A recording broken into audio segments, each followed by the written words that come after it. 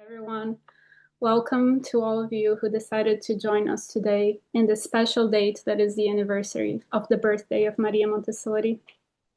As Yoka mentioned, I'm Elisa, and after 5 years of conducting archival research for my PhD, I was thrilled to join AMI as its new archivist, finally working on the other side of the table. Since coming on board, I've had the chance to learn more about the life and work of Maria Montessori, to take part in preserving her legacy, and to help AMI make sure that the legacy becomes more accessible, not just for scholars, but for the entire Montessori community around the world. My role today is to introduce you to our archive, the Maria Montessori Archives, which is hosted by AMI in Amsterdam. Part of our collections is housed right at the AMI headquarters, in the very home where Maria Montessori lived and worked from 1946 until her passing in 1952. In this beautiful building, and historically meaningful one too, we carry out our work and we welcome scholars who come to explore the archives, like Irene and Emma, whom you will hear from later today. So in this picture, you can see two buildings, which are currently the headquarters of AMI, and the building where Montessori lived and worked is the one to your left with the orange or red bricks. To begin today's presentation, I would like to start with a short poem, something to help us reflect on what it really means to keep something. Not just in the sense of holding on to it, but in the way that archives keep documents, with care, purpose, and meaning. Then I will talk about the roles of archives as institutions. And after this general introduction to the archival world, I will introduce you to the Maria Montessori Archives, giving special attention to the contents of our collections and the kinds of services we provide to the public. And finally, I will walk you through our digital initiatives and what we have planned in this area, all aimed at making Montessori's legacy more accessible to more people around the world. To start reflecting on what is the meaning of the work we do at the Legacy team and the Maria Montessori Archives, I wanted us to listen to a poem titled Keeping by Brazilian poet Antonio Cícero. The audio you will hear is in Brazilian Portuguese, but I've added English subtitles, so I hope everyone will be able to follow along and connect with its message. Guardar. Guardar uma coisa não é escondê-la ou trancá-la. Em cofre não se guarda coisa alguma. Em cofre perde-se a coisa vista. Guardar uma coisa é olhá-la, mirá-la, por admirá-la, isto é, iluminá-la ou ser por ela iluminado. Guardar uma coisa é vigiá-la, isto é, fazer vigília por ela, isto é, velar por ela, isto é, estar acordado por ela, isto é, estar por ela ou ser por ela. Por isso, melhor se guarda o voo de um pássaro do que pássaros sem voos. Por isso se escreve, por isso se diz, por isso se publica. Por isso se declara e declama um poema, para guardá-lo, para que ele, por sua vez, guarde o que guarda, guarde o que quer que guarde um poema. Por isso, o lance do poema, por guardar-se o que se quer guardar. To me, keeping is really at the heart of archival work. The poem reminds us that preservation is not about hiding things away in coffers or in boxes, as is often the case for archives. Rather, preserving documents means watching over them, caring for them, and bringing them to light so that they, in turn, can shed light on us. Therefore, we keep an archive not only to safeguard history, but to make it available, so it can inform our actions, shape our thinking, and guide our decisions, both in the present and for the future. So if keeping is about caring for and illuminating the past, then one of the most fundamental roles of an archive is to collect and preserve. This is where it all begins.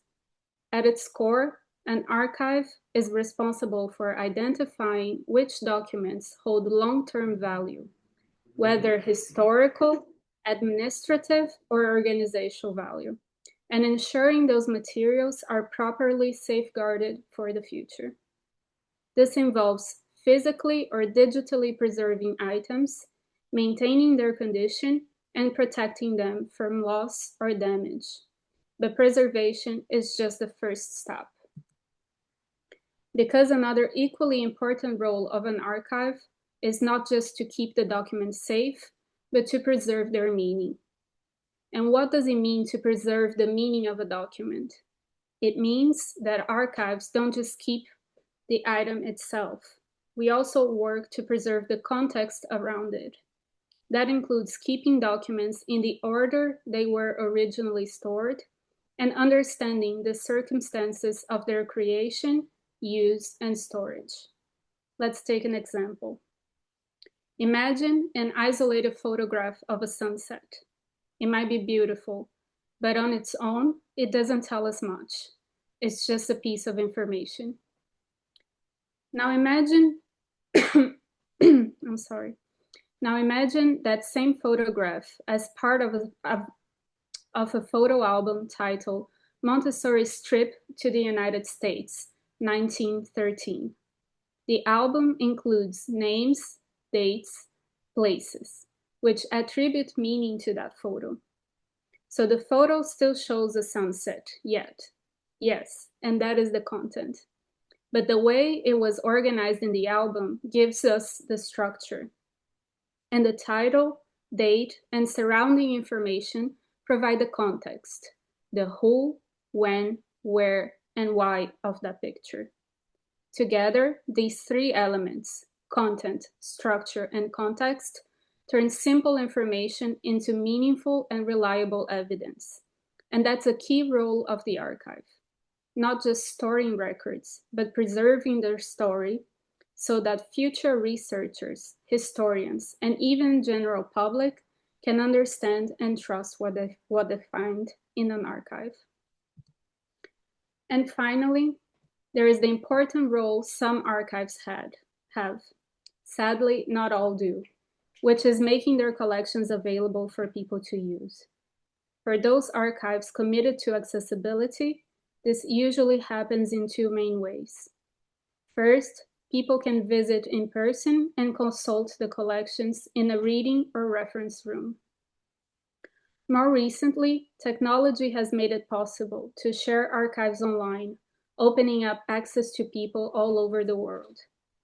But making collections available digitally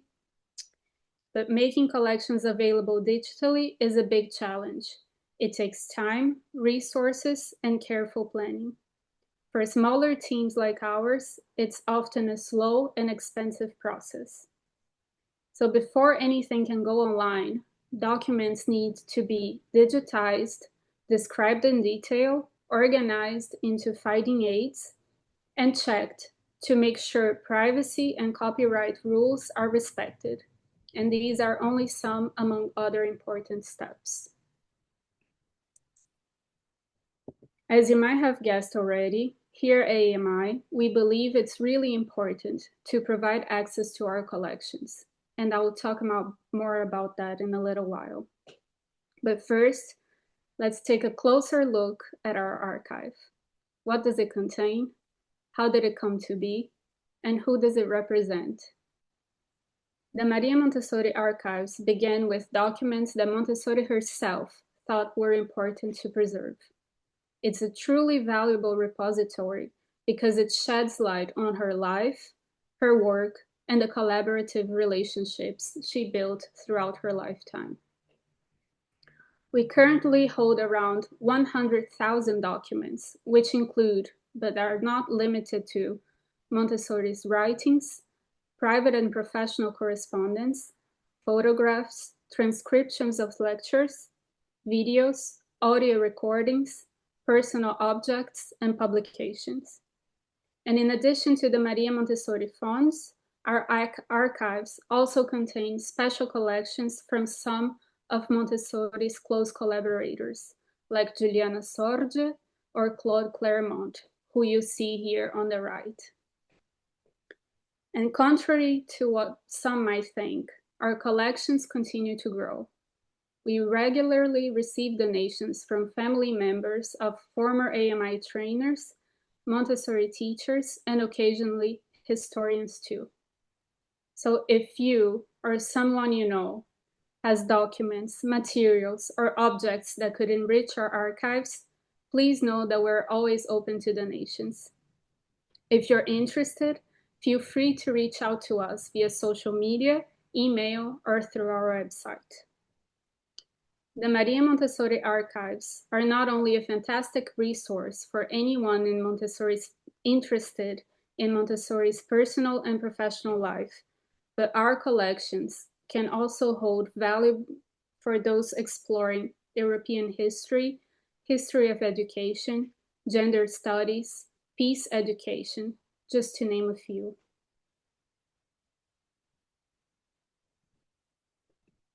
So what do we at the Legacy team actually do to help make this precious archive available to the wider public and specialized researchers? Well, first of all, we keep open communication channels. So curious people from all around the world can reach out to us with questions, and we do our best to respond with helpful information, context, and documents. But for scholars, visiting the archive in person and conducting in-depth research can be an invaluable experience. That's why we host scholars from around the globe who want to dive deep into our collections. Scholars like Irene and Emma, who have visited us before, have used what they found here in their PhD dissertations, articles, books, and even in their own Montessori teaching journeys. To support this kind of research, we've digitized, described, and uploaded about 8,000 documents into a searchable database. This database is now the main way we access the archives, making it easier to find, understand, and share materials. What you see here on the right is an example of a cover sheet that we include with documents exported from the database. It gives a clear reference and an identification so scholars can cite their sources properly. Beyond that, the Legacy team also helps with publications and exhibitions, often contributing original materials from the archives. And through all these efforts, we make sure the archives aren't just a static collection. They're a living resource that sparks new knowledge and ideas. But that is still not all. One of the most exciting parts of our work is happening digitally. Because we are intent on preserving and sharing the legacy of Maria Montessori, AMI developed and launched a website for the archives, which has been established to house AMI's archival, institutional, research, and special collections. For the public, it offers an opportunity to browse and satisfy curiosity. For researchers, it gives a hint at the types of documents we hold in the archives, accurate descriptions, and structured metadata. This is our homepage. One of the first features you will notice is the option to take a virtual tour of Maria Montessori's study. As some of you may know, AMI's headquarters in Amsterdam houses the original room where Montessori worked during her time in the city. We offer guided visits to those who are able to come in person and wish to see her last working space. However, recognizing that many people cannot travel to Amsterdam, we've made a 3D virtual tour available online, accessible from anywhere in the world. This allows anyone to experience this unique space and gain insight into Montessori's working environment. On the top menu bar, you can see three main sections: The dedicated section on Maria Montessori offers a comprehensive overview of her life, work, and travels. It includes details about her awards and honors, personal objects and treasures, photographs, videos, and audio recordings. Visitors can also explore information about her colleagues and friends, the courses she taught and their students, Montessori materials, and her appearances in the press. For example, in this section, you can find more than 100 visual items between photographs, drawings, pictures of objects, and more. The second item on the top bar menu is publications. In this section, you will find a variety of publications that are now freely accessible. One highlight is the complete collection of the NAMTA Journal, which was published from 1975 to 2021 by the North American Montessori Teachers Association. We've also added the treasure articles from AMI Communications. These are writings by Maria Montessori herself that had never been published before and have been shared online since 2014. I'm sorry, not shared online, have been published in the AMI journal. And we are also slowly but surely uploading the full collection of AMI Communications journals. So over time, you will be able to browse through all past issues right from the website. The third item on the top menu is Archives. And this is where you will go to search through our digital library and explore over 1,600 digital objects we've made available. I've chosen not to show you any images of this section today so that you can satisfy your curiosity by visiting the website yourself and discovering what is there. And lastly, but not least, if you click on News on the right top corner, you will find all the latest news and stories from the Montessori archives. This section features original content created by the AMI Legacy team and its collaborators. The content that you see here on the screen shows an interview with Delfina Tomasini, who in 2020 was one of the oldest surviving students trained directly by Montessori herself. The interview was conducted by Erika Moretti and Alice Graziadei, who spent time working and researching here at the archives.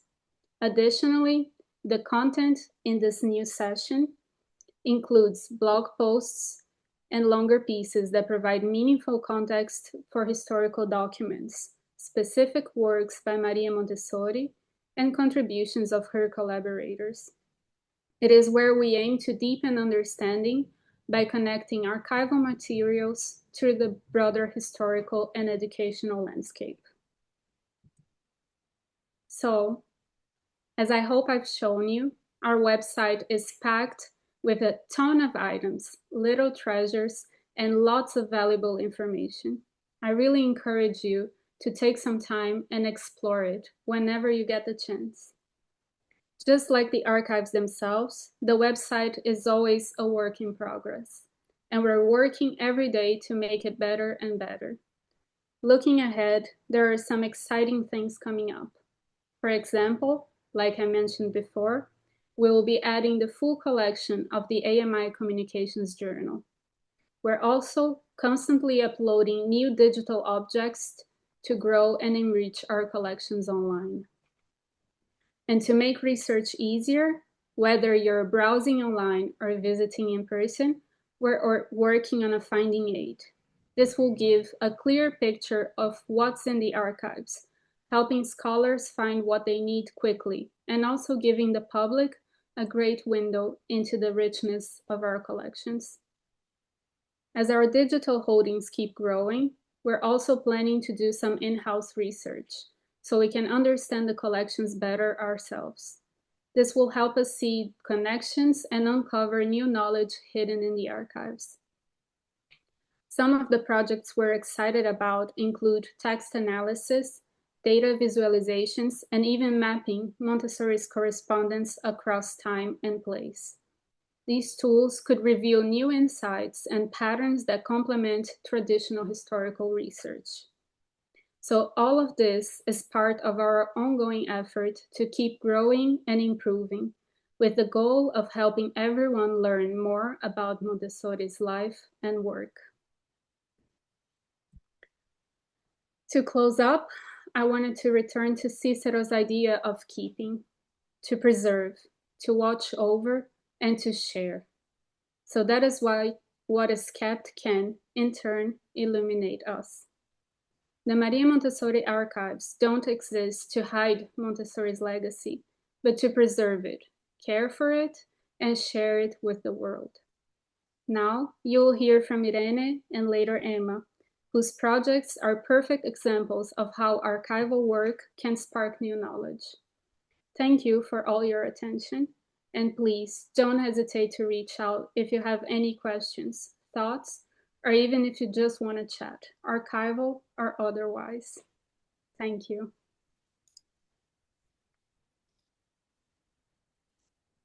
Okay. Thank you very much, Elisa. That was extremely clear, engaging, and very insightful. So thank you very, very much for that. We hope that you have encouraged people to visit our archives website and in droves, and that the numbers of visitors will go up like a rocket. There was a question in the chat that you've really got people interested in visiting us, so they would like to know about the opening hours. So basically, as a rule of thumb, we are open from Mondays until Thursdays, so 4 days a week. And we start the day at around 10 o'clock until 5 p.m. But we do work by appointment. So the people are aware that if they really want to do research, please drop us a line at our archives email address to set up an appointment, and that we can prepare already a bit for you. Now we go on to Emma. Hello, Emma. You're also welcome, and also thank you to you for joining us on a Sunday to share some of your wisdom and stories. You'll be introducing yourself, I think, a little bit more. So basically, let's say it's over to you. Thank you. Okay, thank you.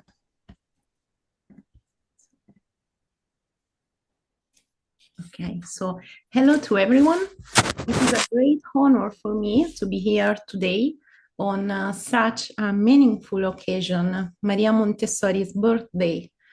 A date that is not only a moment of celebration, but also an opportunity to pause and reflect on the significance and relevance of her thought more than 150 years after her birth. I would like to begin with my sincere thanks to the Association Montessori Internazionale for offering me this opportunity, and in particular to the Legacy team. Your warm welcome, your availability, and the detailed and accurate support you provided during my work in the archive has made this period of research a truly valuable experience, both professionally and personally. Having access to this heritage was for me like opening a door onto a living history, one that does not simply speak of the past, but also sheds light on the present. When I first arrived at the AMI archive, I came with high expectations. I imagined neat shelves, well-preserved documents, and an almost sacred silence. And I found all of these and so much more. I found a living place where history is not a collection of dusty papers, but a pulsating body of voices, experiences, and traces that continue to speak to those who know how to listen. Let me share a memory with you. On my first day, as I opened a folder, I found the transcript of a lecture with handwritten corrections by Maria Montessori herself. It was not an official document meant for publication, but a work in progress with marks, adjustments, and marginal notes.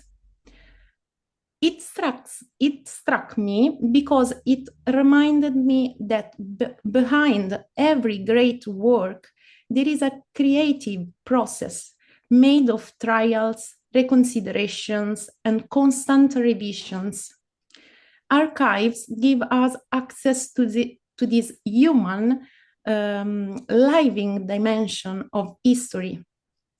I start with this anecdote because I believe it perfectly captures the essence of an archive, not just a storage place, but a laboratory of ideas, a place where material traces bring us closer to the mind and voice of those who came before us.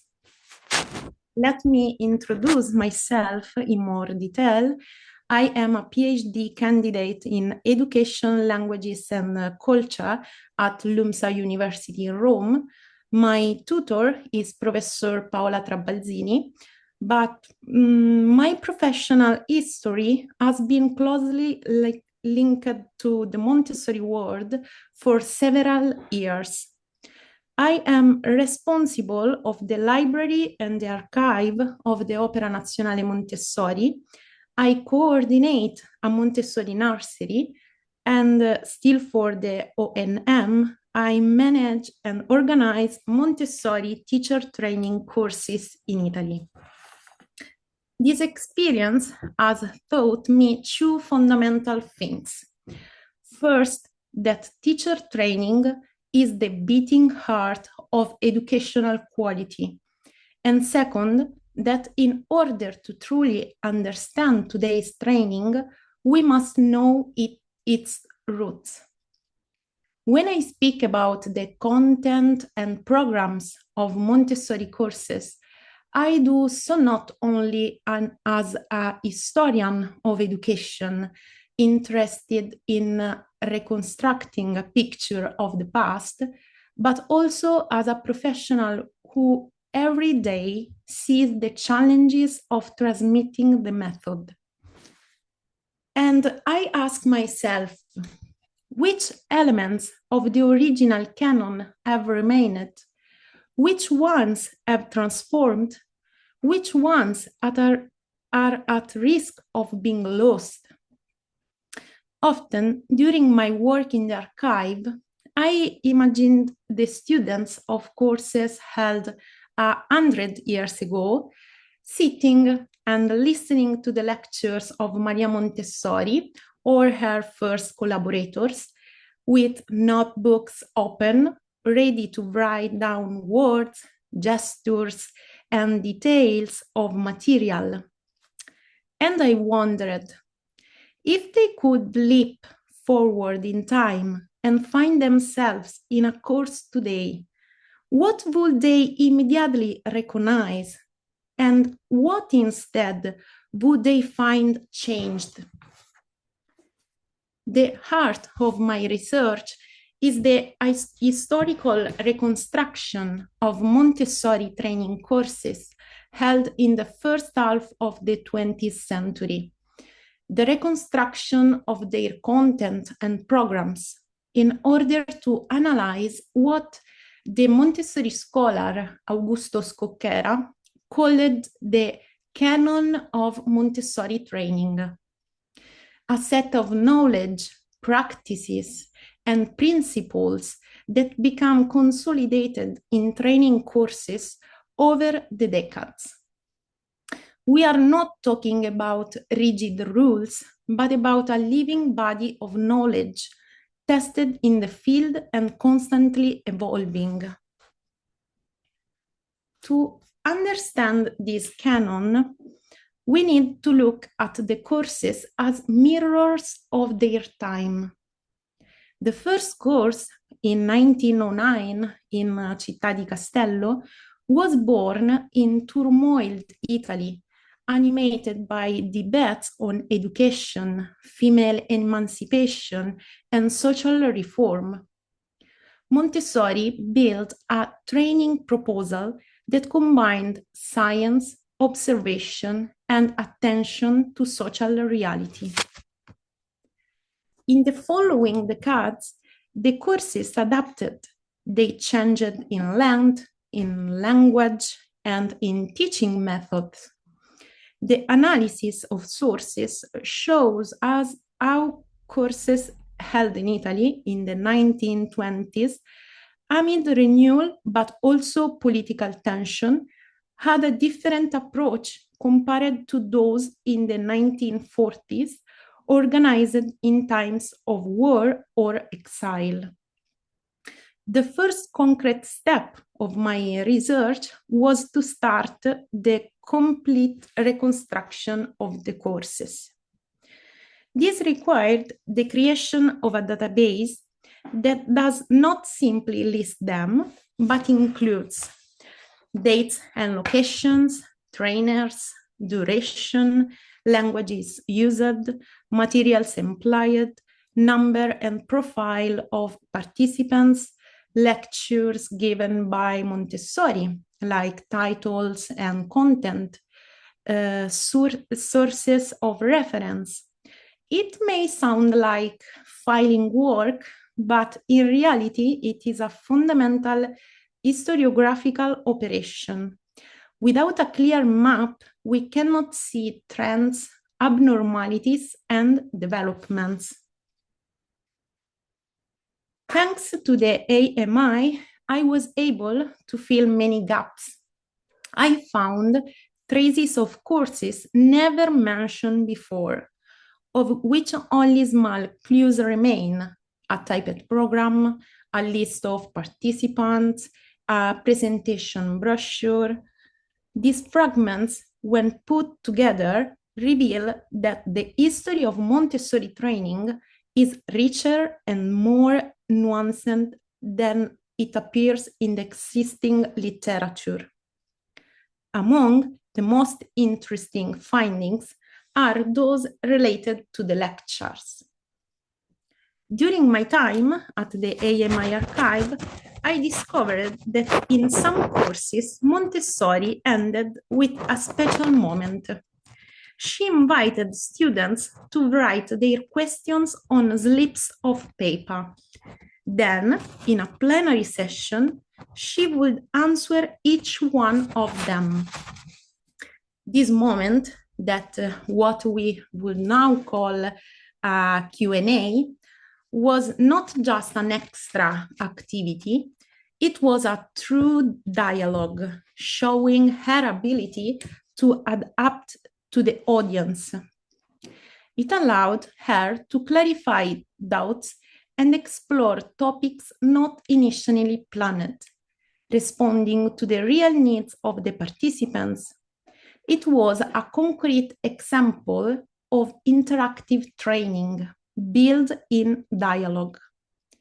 One example that struck me, in a course held in London, a student asked how to apply the method in a very large class. Montessori responded by describing a classroom layout that still allows freedom of movement, but she also emphasized that discipline does not come from external control, but from inner autonomy. Once the mapping is completing, that is the reconstruction of the courses held in the first half of the 20th century, the next step will be the study and comparative analysis of two sources published in the 1950s by Anna Maria Maccheroni and Maria Teresa Marchetti Adami. This text, located at the Opera Nazionale Montessori Library, are Ciclo di lezioni sul metodo Montessori, 1953, by Maria Teresa Marchetti Adami, and Lezioni di metodo, 1954, by Anna Maria Maccheroni. These works, noted prepared and written by two of Montessori students and collaborators that can be used in courses, will allow us to see how the canon was transmitted after Montessori's death and how her direct students interpreted, integrate, and modified the content. At the end of my PhD, the result of my research will be published on the Montessori Atlas. The Montessori Atlas, a digital portal, open access, is a project of the research unit at LUMSA University, part of the Progetto di Rilevante Interesse Nazionale, PRIN, dedicated to Montessori, carried out in Italy between 2017 and 2021, in which I had the honor to participate together with my colleague, Irene Pozzi. This PRIN involved the University of Bologna, LUMSA Rome, Milano Bicocca, and Valle d'Aosta. But returning to my topic, my aim is to make the results of my research available through this platform, so that they become new, digitized, open access sources for researchers and scholars. Specifically, I hope to create and publish an interactive map of courses held in the first half of the 20th century, biographical profile of first and second generation Montessori students, networks of Montessori's relationships. Imagine being able to click on the year 1926 and see which courses were held, view their programs, and discover the connections between Montessori and her collaborators. I see this as a tool for historians, educators, teachers, and all those passionate about the history and work of Maria Montessori. As AMI brought in the presentation of this event, the archive is a living repository of thought. Archives are not museums of the past, but laboratories of the future. Each document is a knot in a network that stretches through time, linking a 1913 lecture in Rome with one in 1939 in India, allow us to see continuity and change in a single thread. And it is precisely in this perspective that I have set and continue to carry out my research. I will wrap up my speech by going back to my acknowledgement. Thank you to AMI for opening your doors to me. Thank you to the Legacy team for the passion and care in which you preserve these sources. On the birthday of Maria Montessori, we cherish her life, her work, and the international community that keeps her message alive. I am honored to contribute, even in a small way, to this living legacy. Thank you for your attention. Okay, thank you very much, Emma. You've given us lots of food for thought. You covered, so many topics, and I'm sure the dialogue will remain open and engaging. I mean, both of you contribute to our intellectual stimulation, and that we basically, we keep on improving what we do at the archives in servicing you and others Now, I would like to hand over to Ren, who has collected some questions for all of you from the chat, and which we hope you will find interesting. So it's over to Ren. Yes, thank you, Yoka. So the first question from the chat is from Liz, and I think Yoka, you can answer this question. So it says, if Maria Montessori was able to patent her materials, why is her name not patented yet? You have to pay a subsidy to get to use her name in certain countries when you are starting a school. Yeah, this is quite a complicated question. But Maria Montessori's name became kind of considered generic in the late 1960s. There was a trade in a US trade appeal that ruled basically that it becomes so generic. It was like Montessori is like, you know, you're using Kleenex for hankies, or you use a Xerox to make photocopies. So basically, AMI decided from that time onward to just protect its own name and its own logo. And I know that in certain countries, there may be different procedures in place, but that those are really quite exceptional. Yeah. Thank you, Yoka. Irene, maybe I could ask you some questions.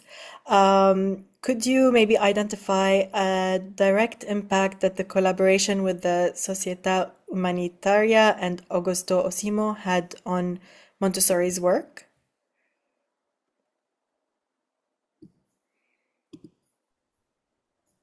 Okay. Let me think what I could say in this regard, because it's a quite big question.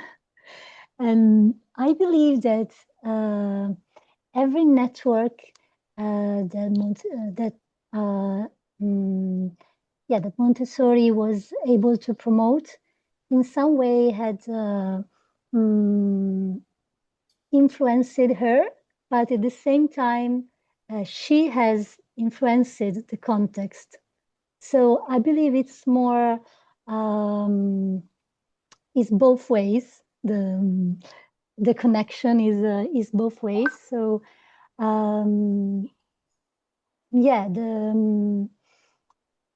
relationship between Società Umanitaria and Maria Montessori started, as I said, from, I think, a really important common denominator. So both of them were working to enable people to find their autonomy, and through that, of course, Umanitaria was working especially with the children and also the children of rural and urban proletarians. But I believe the most important moment of their collaboration are the training courses, and I really agree with Emma about the importance of the training. And I think, for example, something that was important for Società Umanitaria was, for example, the educational value of work. And I believe that, I think that Maria Montessori appreciated this, the importance of work and of vocational schools and works in Milan as an educational method and as an educational methodology to improve education. Thank you so much, Irene. Lynn, I see you've answered the question in the chat. I'm not sure everyone can read it, so maybe if you can tell us more. The question from Chiara says, are there still royalties to pay for manufacture of Montessori materials today? You're on mute, Lynn. wonderful. Always great to tell me that. Thank you. No, I was just saying that where there were some protections on the name Montessori that Mario Montessori put in place, not necessarily Maria, but they were unable to be upheld, as Yoka said. The only one that has remaining globally, as far as we know, is Switzerland. And so there is one protection on her name, which is Switzerland, but there isn't any other protection because of the generic nature of it. So that was why I just popped Switzerland in there, because that is the only one that we're aware of that where you would have to ensure that you were offering Montessori education before you could apply the word Montessori to whatever it was that you were doing, you know, whether you were selling tennis rackets or if it was a school. So that was what I wanted people to know. Thank you so much. Emma, a question for you. So you have so many responsibilities, like you mentioned, and you do so much. What is the most exciting thing that you think you are working on now, and what are you looking forward to accomplishing? I think the most interesting is the Q&A session of Montessori in her courses. So I think so. For now, it is a work in progress. Thank you. Thank you. Maybe we have one last time for one last question. Irene, maybe could you tell us how the initial connections were made between the Humanitaria and Montessori? So was this through collaborators, or did they find her? You're on mute also. Thank you for your question. This is very interesting because they connected through the feminist network. The feminist network in Milan and in Italy at the beginning of the 20th century was very important. And in Milan in specific, there were a lot of feminists and activists working with, for example, working in different structures in Milan, and there was a feminist. Her name was where was this? So the network of a feminist was very important because they were working with Montessori, but also with Società Umanitaria. So we can say they told Società Umanitaria, Maria Montessori has very interesting ideas. Why don't you connect with her? Right. Thank you so much. Yoka, over back to you to close us off. Okay, well, thank you very much, Ren, for fielding those questions. Well, I'd like to thank everybody again for tremendously insightful and beautifully structured presentations. I'm sure people will love to reconnect and revisit. So please do recommend this AMI talk to your friends and colleagues, and also do recommend the archives website, because people who do discover it are absolutely enraptured with what they are able to find. So definitely that, and just sort of, we hope you really had a good time with us today. Thank you for being with us on your day off. And yesterday, some of us were at the grave of Maria Montessori, and we found a very sweet note there from a visitor. And they had written to Maria Montessori, "Thank you for illuminating my path as a teacher." But so thank you to everybody here today for illuminating their various individual paths that they're researching. So thank you again.